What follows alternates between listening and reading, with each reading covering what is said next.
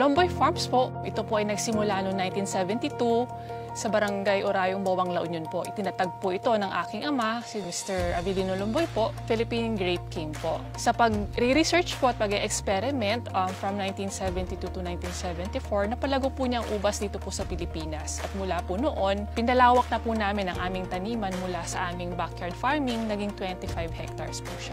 During that time po na nag-expand po kami, dito po na ipatayo at nagsimula po yung Gimba branch po namin noong 1985 po. So eventually, nung nauso po ang Pick and Pay, naging patok po ang grape picking sa La Union noong 2014 po. At hanggang ngayon po, ito po ang isang pinakamalakas po naghahatak po sa turismo. Di lang po sa aming lugar, sa Bawang, La Union, I think also in the other parts of the Philippines po. Gayun rin po, yun rin po ang sanang inaasahan ko po na mangyari din po dito sa Gimba, Nueva Ecija na branch po namin.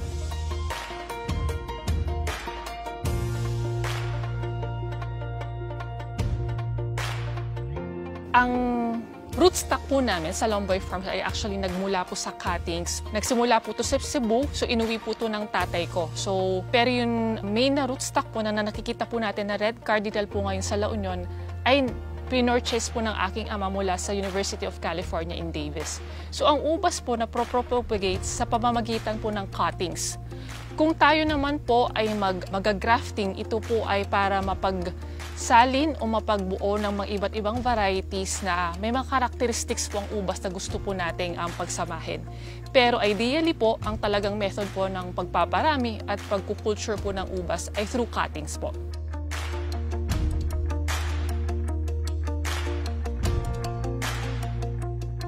Nakikita niyo po dito sa likod ko ay marami na pong bunga. So, in a month's time po, ito po ay magpupruning po kami. Ang ibig po sabihin po nito, tatanggalin po namin lahat po ng dahon at yung mga magulang po na sanga ay aming kakatings po. Yung mga magulang po na cuttings, yun naman po ang, of course, ididip po namin sa rooting hormone at yung po ang magpapatuloy or ibibenta po namin sa mga gusto pong magtanim po ng ubas po.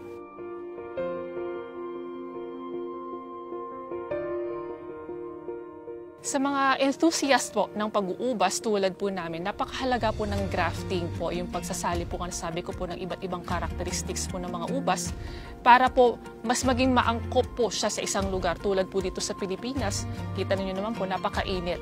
So kung halimbawa po gusto po nating magkaroon ng isang variety na mabunga at resistant po, kasi nga po parang tulad po ngayon, napakaulan po, ito po yung napaka-importante, lalo na po sa mga biologists or zoologists po, botanists actually, na mga gusto pong mag-propagate ng iba't ibang varieties po ng ubas po. Ang Pilipinas po kasi may tinatawag po tayong two very pronounced season po. So po yung dry and the rainy season. So sa Philippines naman po, nahati po siya sa Zone 1 and Zone 2. Zone 1 po, ito yung mga nasa kanlurang bahagi, tulad po ng Ilocos.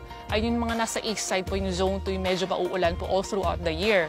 So ideally po, dito po sa Zone 1, dito sa Ilocos region, hanggang dito po sa Metro Manila, mahaba po ang tinatawag po nating dry season. So ideally po, magsisimula po tayo ng pagtatanim from November until March po, bago po talagang magkaroon po ng tag-ulan.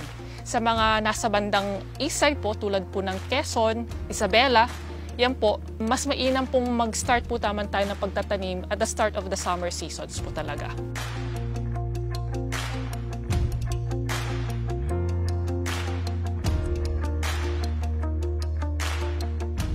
Ang spacing po ng ubas ay nakadepende po sa soil condition po.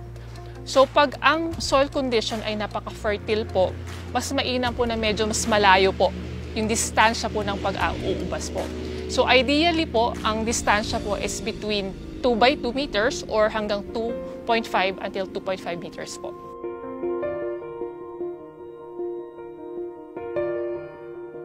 Ang pagkatanim po ng ubas, tulad po ng iba't ibang halaman po, nasa vigorous stage po siya, so vegetative growth. So, po yan, magiging matakaw po yan sa nitrogen-rich na fertilizer or organic matter.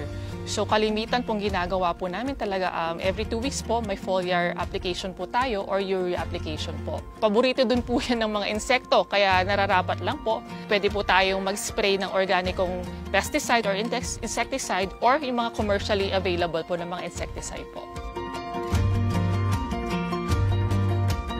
Lahat po ng vines po ngayon, sir, meron po tayong trellis. So ito po yung magiging support structure niya. At the same time, dapat matatag rin po or very steady po yung mga trellis po natin overhead. When we're actually establishing the arms and fruiting canes, tiyagaan lang po sa pagtatali po nito para ma-spread po siya.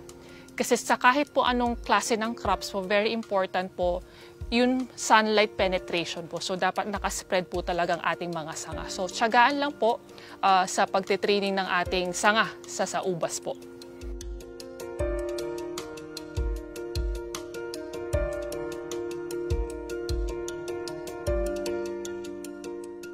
Muli, ako po si Gracia Lomboy. Inaanyayahan ko po kayong bumisita sa aming branches sa La Union at dito po sa Banitan, Guimba, Nueva Ecija to do grape picking. And everyone, thank you and have a great day po.